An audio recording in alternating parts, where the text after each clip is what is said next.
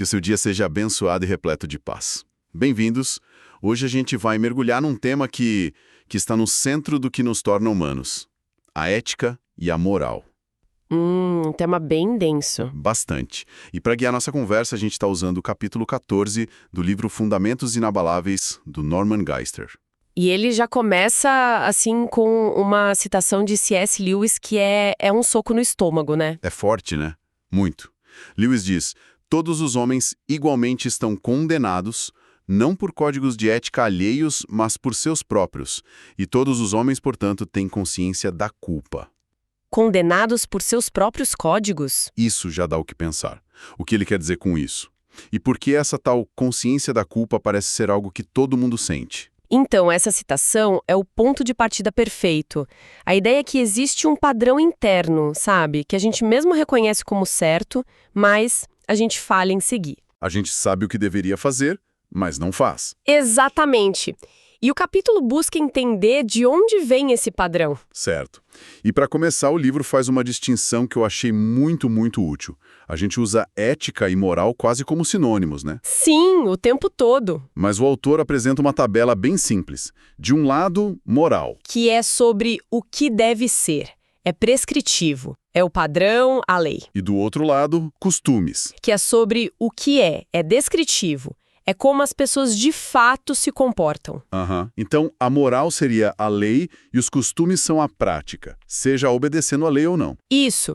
E essa distinção é a base de tudo, porque sem um padrão, sem um deve ser, qualquer julgamento moral perde o sentido. Como assim? O autor argumenta que se não houver uma base para essa lei moral, que para ele vem de Deus, então o que sobram são só as leis da física, da química. Sei. Aí dizer você não deveria fazer isso seria a mesma coisa que dizer eu não gosto que você faça isso.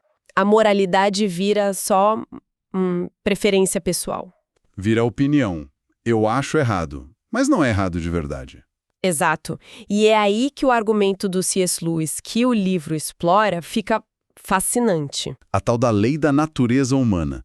É um nome curioso porque não é como a lei da gravidade, né? Uma pedra não tem escolha, ela cai. Não mesmo. E essa é a grande sacada do Lewis. A lei da natureza humana é única porque ela é prescritiva. A gente sabe que deveria ser honesto, corajoso, justo. Mas a gente falha o tempo todo. Constantemente. Nenhum de nós cumpre essa lei perfeitamente. O fato de a gente sentir que deveria agir de um jeito, mesmo quando não age, isso sugere que existe uma lei moral real, que a gente não criou, mas a qual a gente está sujeito. O livro resume isso em 2 pontos centrais do Lewis, né? Isso. O primeiro, todo ser humano, em todo lugar, tem uma noção de como deve se comportar. Pode variar nos detalhes, mas a essência está lá. Justiça, coragem, coisas assim. Pois é. E o segundo ponto? É que, na real, a gente não se comporta assim. E ainda por cima, a gente inventa desculpas para isso. Perfeito. É essa tensão entre o que a gente sabe que é certo e o que a gente de fato faz. Essa é a condição humana para ele. Ok, mas a primeira objeção que vem à mente, e o livro aborda isso, isso não é só instinto. Tipo, um instinto de ajudar alguém que é mais forte que o de fugir? Sim, essa é a objeção mais comum. E o Lewis usa uma analogia brilhante para desmontar essa ideia. É a analogia do piano. A do piano. Como funciona? Ele fala assim: imagina que os nossos instintos são as teclas de um piano. A gente tem vários. Autopreservação, instinto de ajudar, fome, desejo, várias teclas. Isso, várias notas possíveis. A lei moral, segundo ele, não é uma das teclas. Ela é o que, então? Ela é a partitura.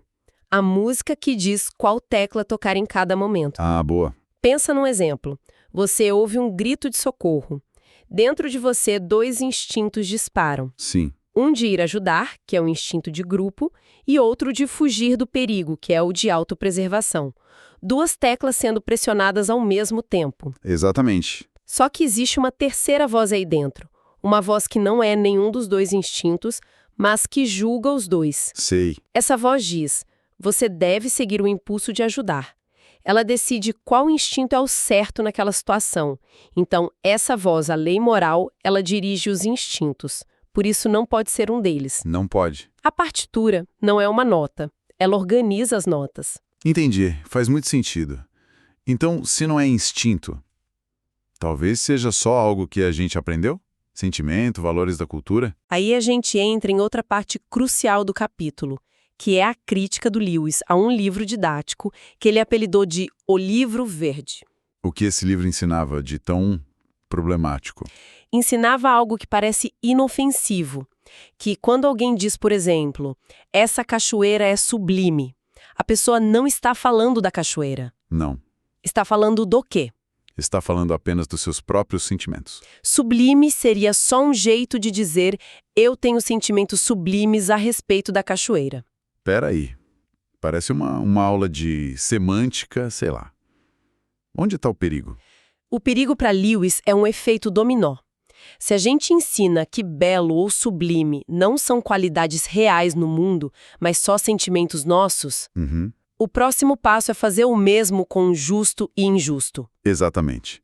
Se dizer isso é nobre, significa apenas eu tenho sentimentos nobres sobre isso, então a moralidade inteira desmorona. Nossa! Não existe mais certo ou errado objetivo. É tudo sobre como eu me sinto. Pois é. Ele chamou esse processo de anulação do homem. E ele dizia que o resultado final disso é a criação de homens sem peito. Homem sem peito, que imagem. Forte, né? Seriam seres com cérebro, para calcular, e com estômago, para sentir desejos. Mas sem o peito, sem o coração, que é onde a gente aprende a sentir que a honra é realmente melhor que a desonra. É a pessoa que só calcula o que é mais vantajoso sem um pingo de integridade. Isso. E o livro argumenta que a nossa sociedade flerta muito com isso. Menciona até livros como As 48 Leis do Poder, que são basicamente manuais de manipulação. A aparência se torna mais importante que o caráter real. E o livro mostra que a gente se acostumou com essa hipocrisia, né? Sim. E diante desse cenário todo, dessa anulação do homem, o texto apresenta a ética de Jesus como uma alternativa humanamente radical. Qual é a principal diferença, então? O que a abordagem de Jesus traz de novo? A mudança é total, do externo para o interno. Para Jesus, a moralidade não está nos atos, em primeiro lugar. Está na condição do coração, na fonte. Na fonte, o Sermão do Monte é o grande exemplo. A lei dizia, não adulterarás. É um ato externo. Certo. Mas Jesus diz que olhar para uma mulher com cobiça já é cometer adultério no coração. O ato já aconteceu ali dentro. Já. O mesmo com o assassinato. A lei diz, não matarás. Jesus diz que a raiva sem motivo contra o irmão já te torna réu de juízo. A verdadeira moralidade é uma questão de integridade interna. De quem a gente é, não só do que a gente faz. Isso entra em conflito direto com a ideia de só manter uma reputação, né? Jesus critica os líderes religiosos da época, chamando eles de sepulcros caiados. Exato. Lindos por fora, mas por dentro, cheios de podridão. A aparência era perfeita, mas o coração estava doente.